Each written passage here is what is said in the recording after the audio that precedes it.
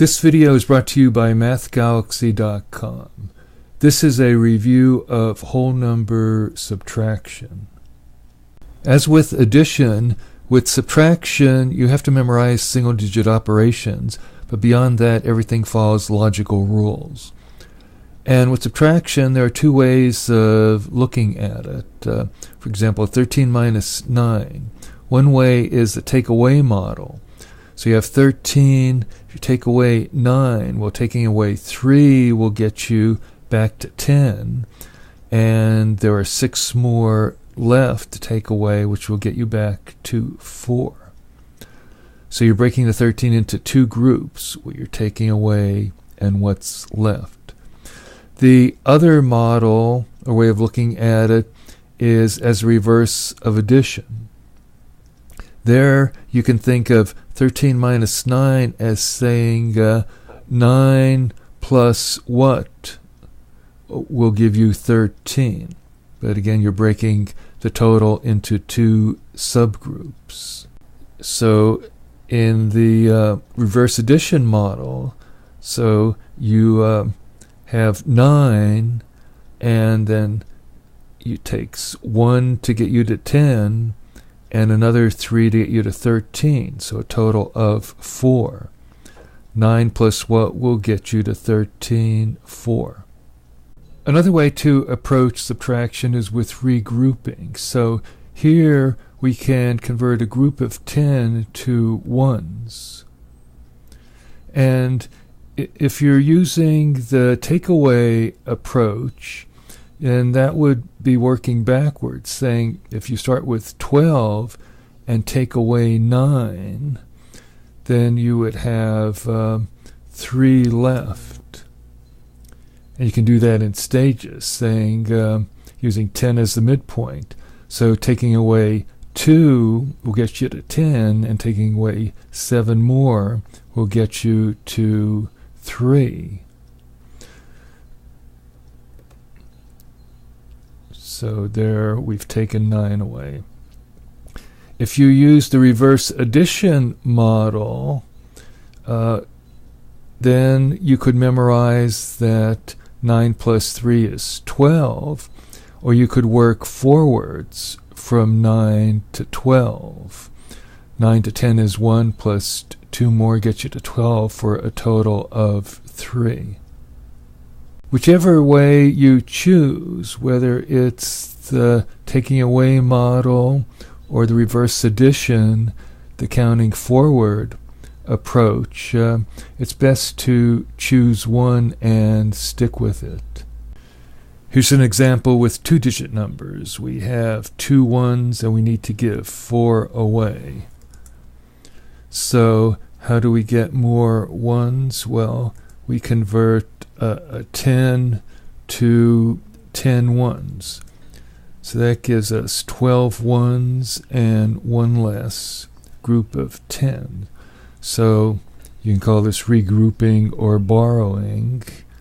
So now we've done our conversion, and we have 12 ones, we give 4 away, we'll have 8 left.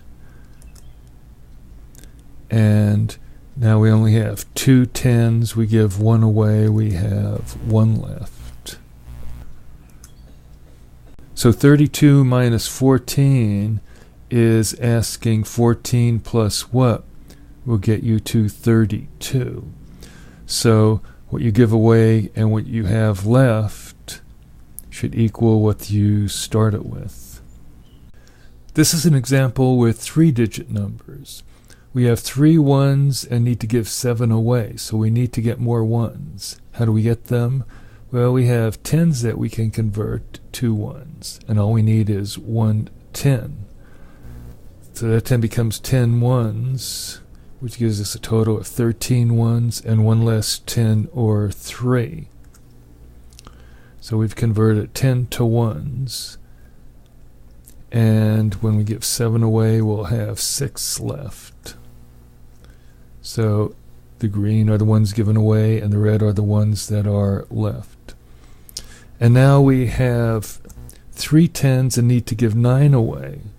So how do we get more 10s? Well, we go to the next larger size that has something that we can convert. So we can break 100 into 10 tens, which gives us a total of 13 tens and one less hundred, or 6 hundredths. So that 100 becomes 10 tens. Now we have enough to give the 9 away, which leaves 4 left. So the green are given away, and these are the ones left. And we have 6 hundredths, give 4 away, there are 2 left. So those are given away, and we have 2 left. So the answer is 246. And in terms of the reverse addition model, 743 minus 497 is asking 497 plus what will give you 743. This is an example where we have zeros in the minuend. So we have 1 ones, but we need to give 3 away. So we need to get more ones, but we don't have any tens to convert to ones, so we have to go all the way over the hundredths to get something to convert. But you can't convert the hundredths directly to ones. You have to first convert them to tens. So the 100 converts to 10 tens, leaving 1 less hundred, or 3. So the 100 becomes 10 tens. And now we convert one of those tens to 10 ones, giving us a total of 11 ones and 1 less 10, or 9 tens. So that 10 becomes 10 ones. And now we have enough to give 3 away. So we have 8 left. Those 3 are given away, and the 8 red are left. Now we have 9 tens. If we give 6 away, we have 3 left. So the green are given away, and the red are left. And we have 3 hundredths. Give 1 away, we have 2 left. So that's given away, and those that are left. So the answer is 238. And in terms of the reverse addition model, 401 minus 163 is asking 163 plus what will give you 401. An alternative method is to start with the larger units from the left. So here we subtract 40 first, which gives us 58. And then we subtract 9. And doing it with this method, it's easier to count backwards. So counting backwards, 9 from 58, 8 gets us to 50, and 1 more gets us to 49. So with this method, you only really have to worry about single-digit subtraction. This is a 3-digit example that in the traditional method would require successive borrowing in the 1s and the 10s. But by this method, starting with the left, subtracting 100 gives us 655, and then subtracting 70.